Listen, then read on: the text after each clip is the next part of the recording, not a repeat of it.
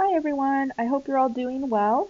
In this video, we are going to talk about more methods of preparation of alcohols. So previously we talked about how to prepare alcohols using substitution or addition reactions, and now we're going to cover reduction reactions. So before we talk about reduction reactions, we need to go over oxidation numbers. Now, you probably remember from general chemistry that in reduction oxidation reactions or redox reactions, we could track how many electrons were gained or lost using oxidation numbers.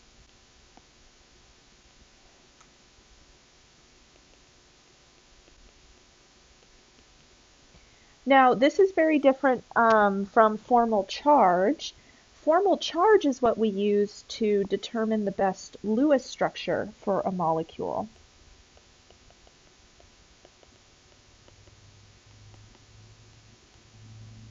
Okay, so you might recall that the formula for formal charge is, let's see, you start with the number of valence electrons for an atom, and then you subtract the number of lone pair electrons, and then you subtract half of the shared electrons in a covalent bond.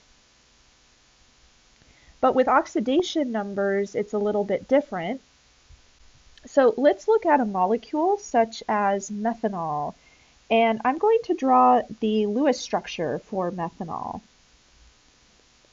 So I'm going to draw little dots for all of the electrons.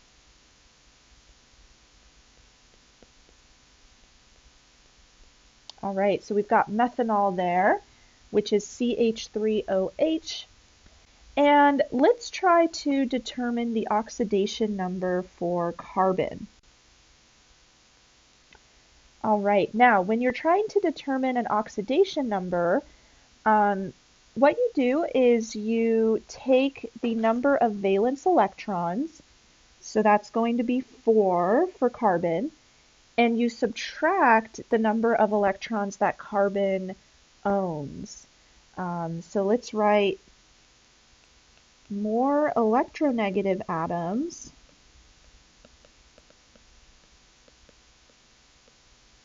own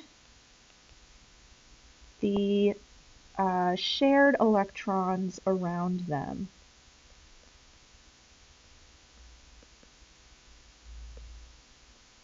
Okay, so looking at carbon in our methanol molecule, is carbon more electronegative than hydrogen or less electronegative? More electronegative. So carbon is going to have ownership over all of the electrons it shares with those hydrogen atoms. Okay, what about with oxygen?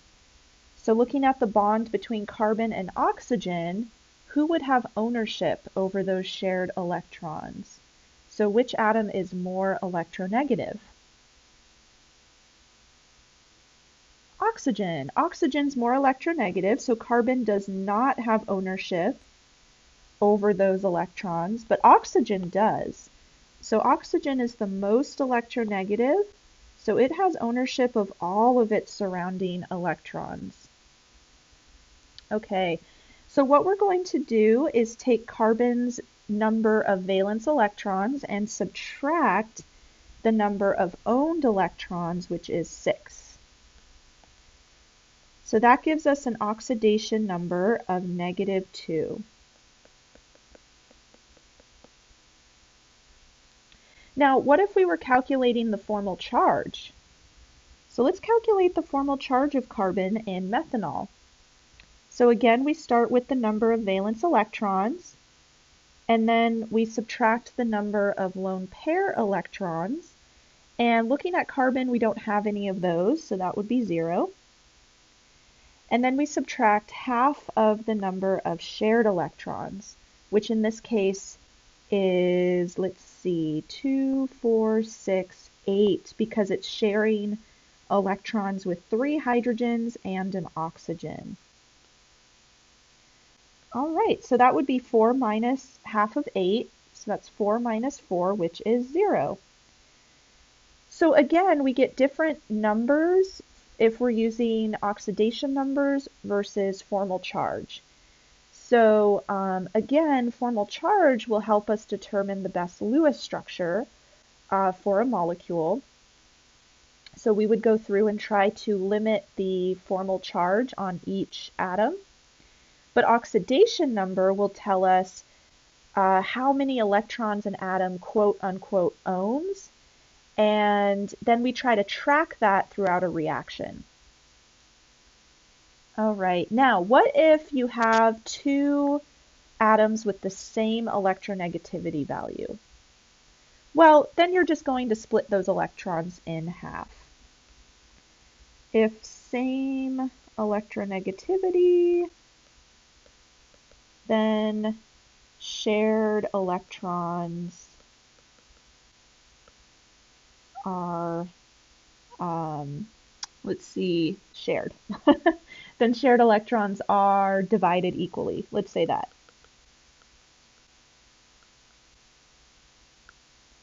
All right, so for instance, if you had, let's say, a carbon next to a carbon, the carbon on the left would get 1 electron, the carbon on the right gets the other electron.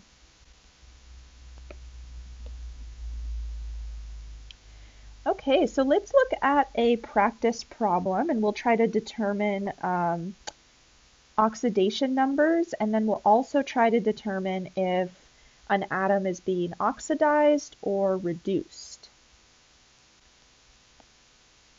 Okay, so let's look at the following. Let's say we have an alkene, and we're going to add hydrogen and palladium mixed with carbon. And that's going to turn that double bond into a single bond. So we're adding 2 hydrogens across that double bond. All right, so let's calculate the oxidation number of the carbons that I'm drawing arrows towards. And if you want to pause the video and try this on your own first, you can. And then when you're done, you can unpause the video and we'll go over it together.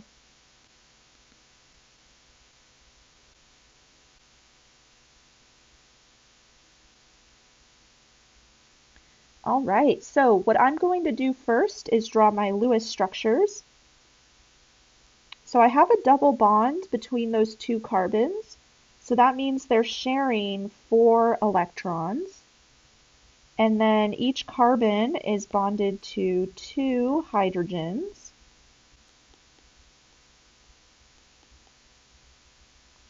Okay, so in our first molecule, we're going to try to figure out how many electrons that carbon owns. So remember, carbon is more electronegative than hydrogen, so it owns those electrons. But then carbon has the same electronegativity as the other carbon. So they're going to divide those electrons equally. All right, so now let's calculate our oxidation number. So again, carbon has 4 valence electrons, and in this molecule, it has ownership of 1, 2, 3, 4, 5, 6 electrons, so that will give us -2. Okay, so now let's look at our alkane, and in that molecule, the 2 carbons are sharing only 2 electrons there, and then they're also sharing electrons with 3 hydrogens each.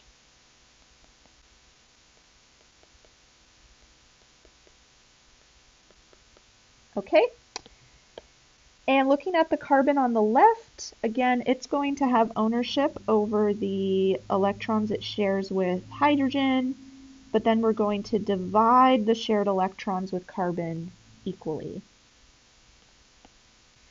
So here, the oxidation number for carbon is 4 minus 1, 2, 3, 4, 5, 6, 7. Okay, so that will give us an oxidation number of -3. Okay, so now let's compare the oxidation number of carbon in the reactants and in the products. So, are we gaining electrons or losing electrons?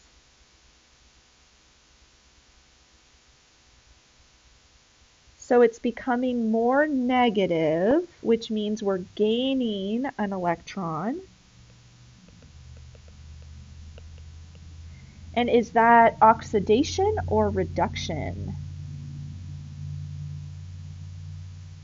And if you need to use an acronym to help, there's Leo the lion says GER. So loss of electrons is oxidation, gain of electrons is reduction, or you can use oil rig. Oxidation is loss of electrons and reduction is gain of electrons. So which one do we have here, oxidation or reduction? Reduction. All right, so this is how we can keep track of whether something is being oxidized or reduced.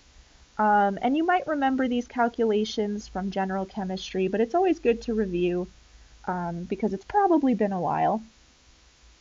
So now let's talk about something called reducing agents.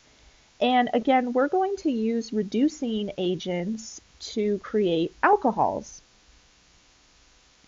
So let's start by looking at reducing agents that we can use to turn aldehydes or ketones into alcohols. All right, so let's say we have a ketone, and this one that I drew is called acetone, and that's what is found in nail polish remover. So again, this is a ketone because it has alkyl groups on either side of the carbonyl group. And what if we add hydrogen? Because we just saw on the last slide, you can reduce an alkene to an alkane using hydrogen. Well, you will get your alcohol, but unfortunately, this is not a very common reaction for ketones due to the fact that you need really high pressures in order for this to work.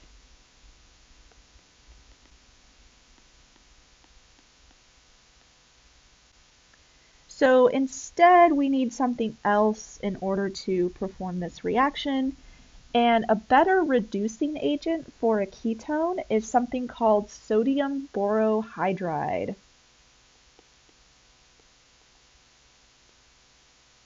NaBH4. And we've actually used sodium borohydride before in our, let's see, which reaction was that? Oh, oxymercuration demercuration reaction. So we use this reducing agent at the very end of that reaction. Now, we also need an alcohol when we perform this reaction, and you'll see why in a second. We'll go over the mechanism.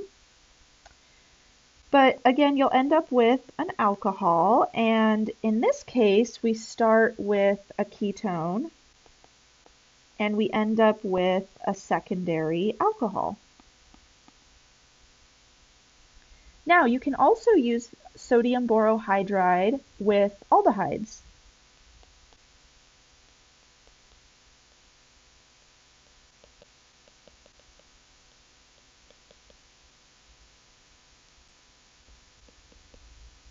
Now, in this case, because we have a hydrogen on the other side, we're only going to end up with a primary alcohol at the end.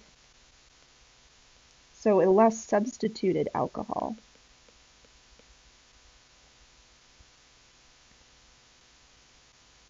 Now, can we ever make a tertiary alcohol from a ketone or an aldehyde?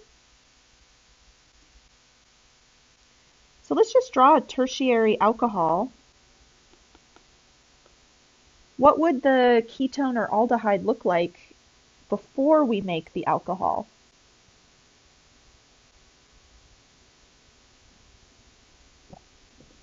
Well, we would need 3 methyl groups on the carbonyl.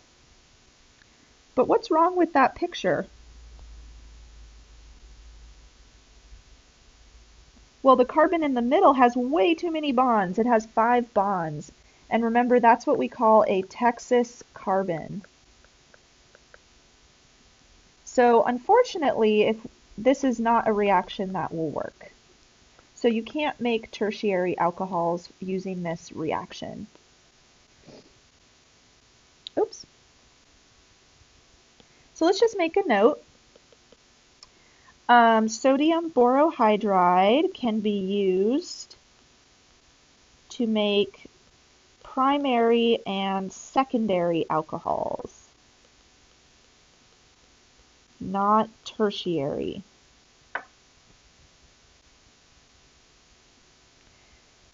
All right, so going back to our ketone, let's look at how that mechanism works. What actually goes on in each step to get to the alcohol? All right, so we're starting with our ketone, and I'm going to draw out all of the atoms here. And sodium borohydride looks like the following. We have a boron surrounded by 4 hydrogens, so boron will be negatively charged.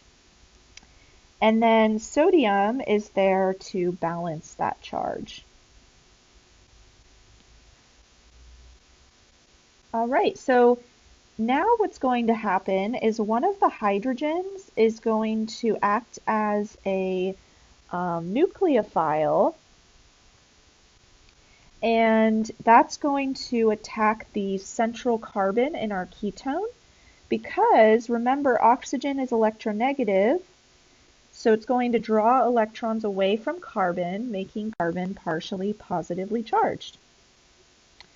And then, in order to prevent a Texas carbon, the pi bond between carbon and oxygen will move up to oxygen.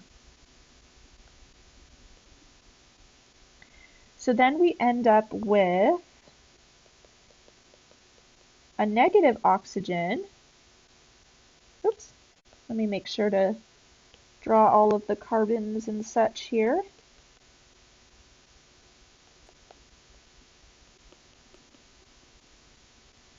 And then sodium could hang out with the oxygen to balance that charge. So really, sodium borohydride here is a source of hydride ions. Now you might be wondering, why don't we just use sodium hydride? We've used it before, but unfortunately, hydride, when it's by itself like that, so when it's just alone, it only acts as a base. However, if it's bonded to something else like the boron atom, so I should say covalently bonded to something else, then it is more nucleophilic and it can come in and attack. So unfortunately, NaH doesn't work here.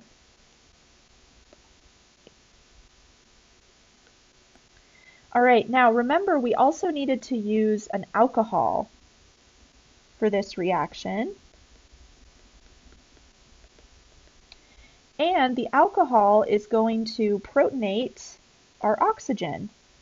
So the oxygen can take a hydrogen from the alcohol, and then we're going to end up with an alkoxide ion.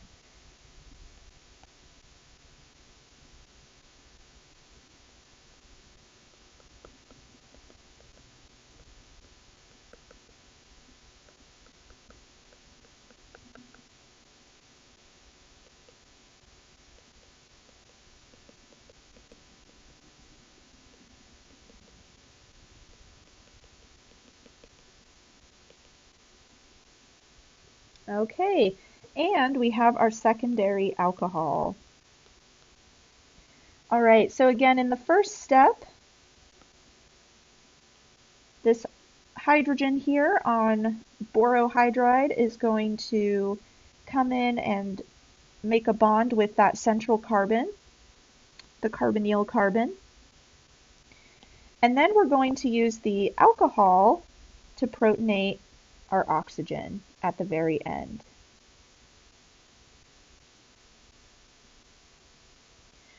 Okay, so let's now talk about reducing agents for carboxylic acids and esters, because those can also become alcohols. All right, so we just talked about ketones and aldehydes, but now we're going to look at carboxylic acids and esters. Now let's look at a carboxylic acid.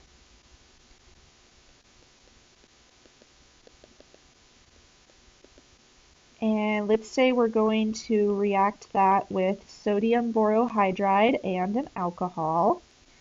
And then let's do the same for an ester.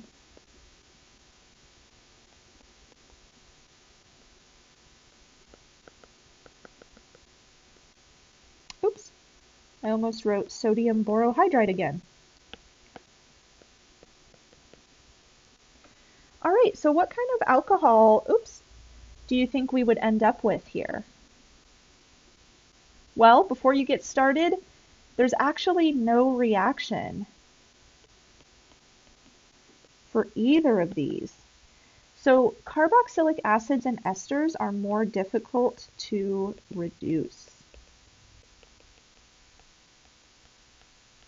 So we need an even stronger reducing agent for these two functional groups to turn them into alcohols.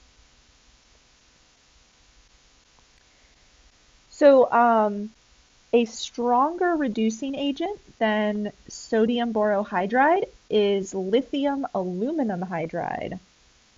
So our problem up above was that sodium borohydride is not strong enough to reduce carboxylic acids or esters. So the solution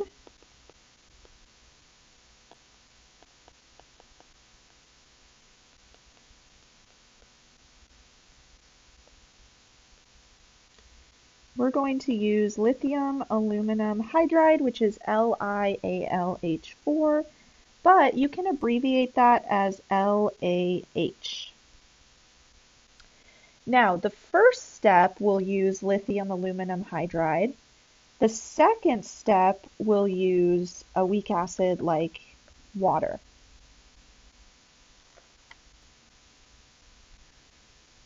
So lithium aluminum hydride is also a source of hydride for a reduction reaction. However, it cannot be in the same, I guess, reaction container as a protic solvent because it is highly reactive. So we have to put in the water separately after the first step is complete. But with sodium borohydride, that's not the case, so we can mix it with the alcohol just fine. Okay, so after we add our lithium aluminum hydride in step 1 and then water in step 2, we get our alcohol. And with a carboxylic acid, we actually end up with a primary alcohol. Now, later on, we're going to cover this mechanism in more detail, but for now, don't worry about this carboxylic acid mechanism. So we will cover this mechanism later. But let's look at our ester. So let's do the same thing with the ester. We're going to end up with a primary alcohol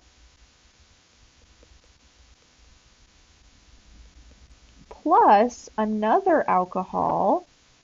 And depending on what that R group is, this could be a primary, secondary, or tertiary alcohol. So we're actually going to end up with a mixture of alcohols.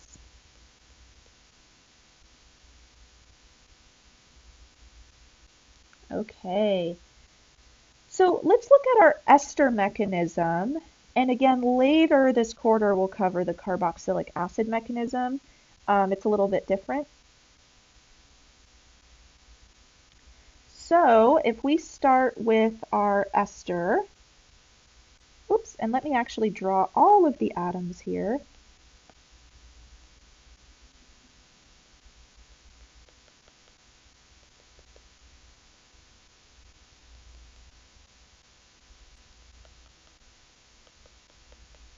And then here I'm drawing lithium aluminum hydride, which looks very similar to borohydride. So again, one of the hydrogens is going to attack that central carbon. Electrons will move up to oxygen, and again, that's due to the electronegativity of oxygen. So we end up with a negative oxygen.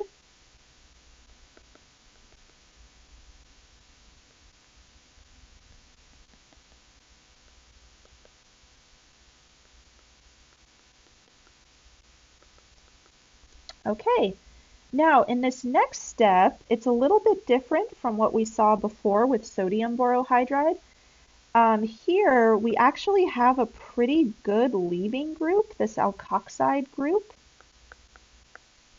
So oxygen can move its electrons back down, and that's going to cause the leaving group to leave.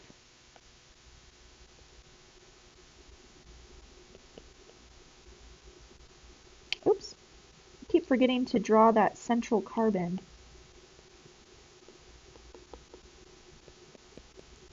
Okay, so now we have an aldehyde. Okay, that's not an alcohol, so how do we get to the alcohol? Well, we're going to use another round of lithium aluminum hydride, but I also do want to point out that we do end up with our alkoxide ion as well. Now, in this case, we would just have a methyl group in place of the R, but you might have a different ester with more carbons attached, so I just wanted to write a generic alkoxide. All right, now let's add in our second round of lithium aluminum hydride. And again, a hydrogen's going to come in and attack that central carbon, moving electrons up to oxygen, and we get our negative oxygen back. But now we have two hydrogens attached to that central carbon, and this is why we only end up with a primary alcohol as our main alcohol, I guess, that we're trying to form here. And then remember, in step 2, we add water, and that's going to protonate the oxygen. So we get our alcohol.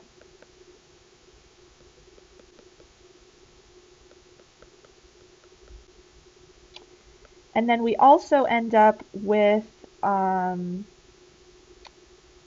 see, a hydroxide ion from water.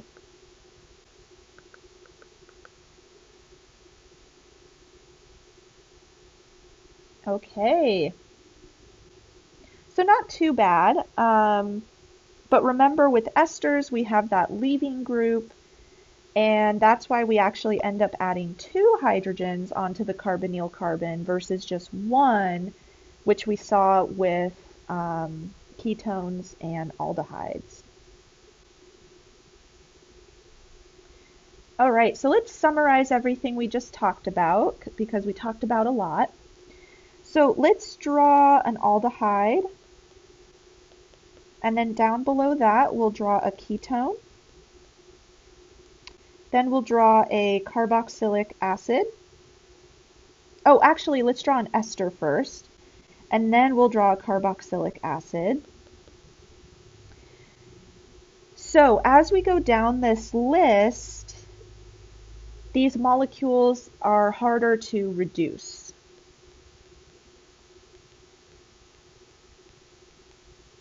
So aldehydes are the easiest to reduce, followed by ketones, then esters, then carboxylic acids. All right, now let's say we have a reaction with sodium borohydride and an alcohol. The aldehyde will become a primary alcohol. The ketone will become a secondary alcohol.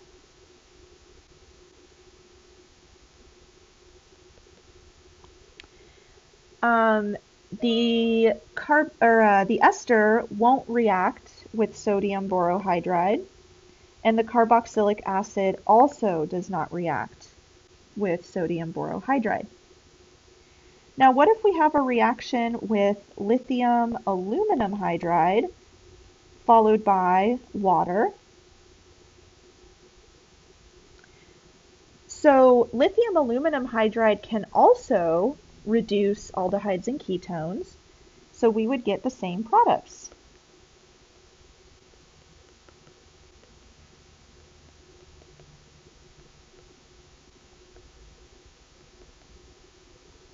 And then we just saw that with esters, we would end up with a primary alcohol